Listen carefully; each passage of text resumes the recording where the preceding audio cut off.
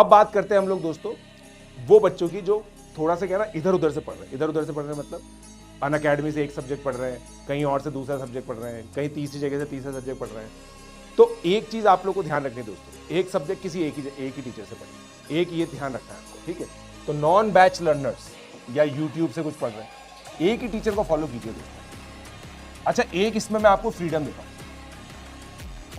कुछ बच्चों का ये रहता है कि भाई पीजे सर आईयूकेम वाईयूकेम बहुत अच्छा पढ़ाते हैं, तो अलजेब्रा ये सब इनसे पढ़ लेते हैं, कालिया सर से वो पढ़ लेंगे, कैलकुलस पढ़ लेंगे, धैर्य मैम से कुछ और पढ़ लेंगे। तो ये चीज़ आप कर सकते हो, मगर एक चैप्टर किसी एक टीचर से पढ़े। ऐसा नहीं कि पहले यहाँ से पढ़ लिया एक चैप्टर फिर किसी और से पढ़ लिया। सेंस ऑफ कंप्लीशन कभी भी नहीं मिलेगा आपको। और मैं आपको एक और चीज़ बता दूँ दोस्तों, एक और चीज़ बता दूँ, सब इतने ग्रेट टीचर्स हैं, जिस भी टीचर से आप सेम टॉपिक दूसरी बार पढ़ोगे ना, आपको उसी का अच्छा लगेगा। कहने का मतलब ये कि जैसे आपने मुझसे ट्रिग्नोमेट्री पढ़ा, फिर उसके बाद धैर्य मैम से ट्रिग्नोमेट्री पढ़ी, तो आपको धैर्य मैम का बढ़िया लगेगा।